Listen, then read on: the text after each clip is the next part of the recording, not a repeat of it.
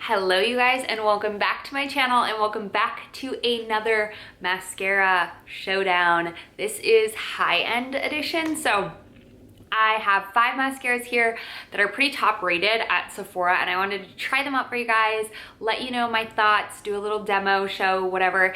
If you're interested in splurging on high end. If you're not and you're still interested in mascara, which obviously you are because you clicked on this video, and you're more into drugstore mascaras, I have a full video on my top doing another mascara showdown of drugstore edition, so I will leave that listed down below, where I test out 5 mascaras and show you as well. Same style format as this video, so let's go ahead and get into it. So the 5 mascaras I'm going to be talking about today are the Milk Kush mascara, the Toofaced Damn Girl mascara, the Tarte Light Camera lashes, the Mcgrath Fetish Eyes mascara, and the Hourglass Caution mascara. So again, I will have all these mascaras listed down below for you guys. I got all of these at Sephora, but let's go ahead and get into the demo try on. So the first mascara we're going to talk about is the Milk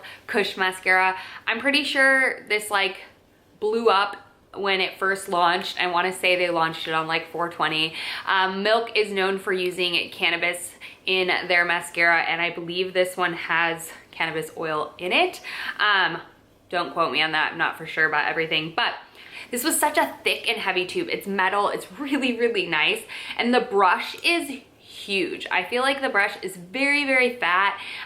It has zero bend to it, wiggle in the brush, which I'll show you in most of them. I find that to be the thing with drugstore versus high-end. A lot of high-end mascaras don't have wiggle to the brush, which I typically prefer. This has no bend to it. It's a very fluffy, fiber-ish brush. It is a natural bristle brush, and this builds very nice.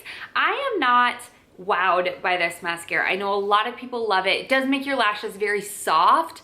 It is buildable. I showed 2 coats on. It's good. It's not my favorite high-end drugstore mascara. It is natural, vegan, cruelty-free, I'm pretty sure all of that. So it's a good one. I have the primer, and the primer brush is completely different than the actual brush on this one, but I've never tried the 2 together. I have not tried that primer yet. But overall, the Milk mascara, it's good, but I don't think it's revolutionary. So yeah, I was kind of with this one and not overly impressed.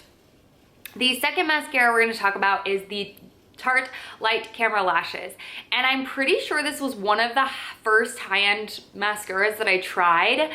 It is so similar in terms of the brush to the Milk, but it is so much smaller. So again, natural bristle brush. These are dry formula. The Milk is very dry as well.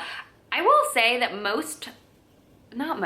lot of high-end mascaras, and the ones that I'm talking about today, are drier formulas, so you really have to build them in order to get, that volume and that length, which is kind of disappointing because typically they don't last as long if they're dry because they already start out dry, but they give you instant results. Versus drugstore, I feel like, is typically more of a wetter formula, and you have to let it dry out to kind of get that buildable volume that you might want. I did not love this mascara. So the wand is nothing special. Again, no bend to it.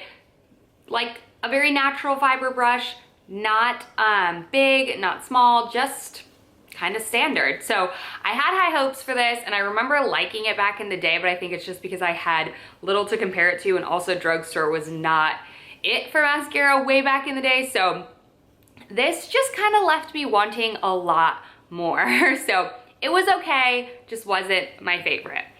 All right, now Toofaced. I know their iconic mascara is Better Than Sex, and I like that one, I'm not gonna lie. It does tend to smudge on me a little bit, so I only wear it in the winter months. But they do have waterproof, but I hate waterproof mascara, so let me put that out there. I really didn't have the highest hopes for this Toofaced mascara. I don't know why. I like the Better Than Sex, but again, I just didn't have the highest hopes. And when I saw this brush, it's huge, you guys. It is so big. It has so much product on it.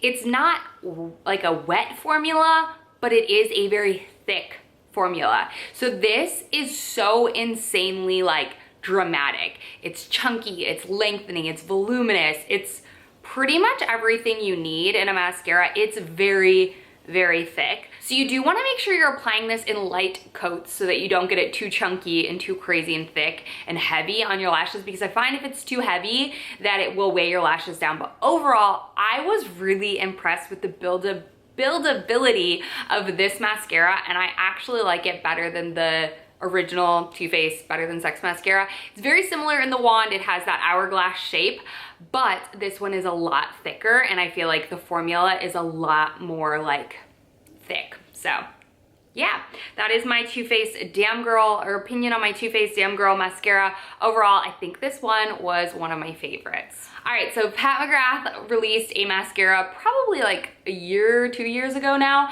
And I was like, oh my God, please, I'm so excited, because she is like the queen of makeup. I feel like she does a ton of runway shows and just is known for her eye products. So I was excited when she released this. She's known for everything, lip products, eye products, but her eyeshadow palettes are like obviously everything. So when she released this, I was super excited. I will say the brush is so like boring. It's not an hourglass, and it's unlike any brush I've really ever seen before. So I was honestly really surprised.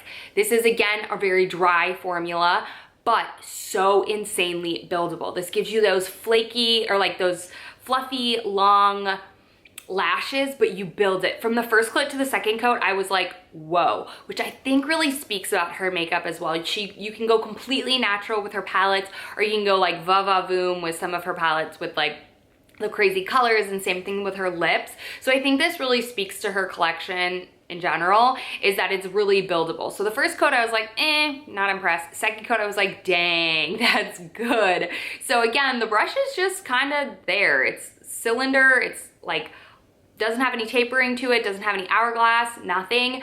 Again, my only like complaint with this is the formula is a little bit dry, so I just don't think it's gonna last for that long, which it's a pricey one, so yeah. All right, and then the last one I'm going to talk about is the Hourglass Caution Mascara, which used to be my all-time favorite high-end mascara.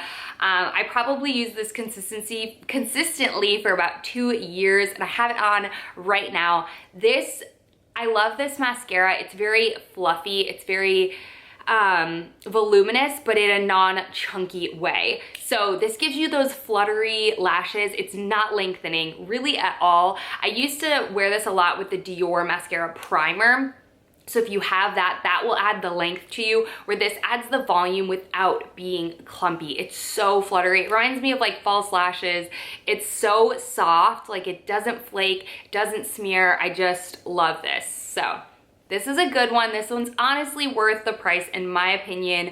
I think it's really buildable. I think it just gives you a different look than a lot of mascaras. A lot of mascaras from the drugstore just coat and make length or chunky volume, where this I feel like builds volume but remains still very touchable and soft and fluffy looking. So I honestly love this one. This one's definitely my favorite. If you're gonna try out any high-end mascara, I definitely would check out, between the ones that I showed you, these three. So the Damn Girl by Too Faced, Pat McGrath Fetish Eyes, and then Hourglass Caution. I would skip on these two. Nothing revolutionary with this. Obviously this, I wouldn't even, don't even. This, it's all right. Another small side note I wanted to mention, with all mascaras, every mascara performs differently on everybody. Something I cannot tell you enough, something that I swear by, is a lash serum. I've been using Grande Lash for years and years and years. I will link it down below. I swear every mascara is going to perform better if you have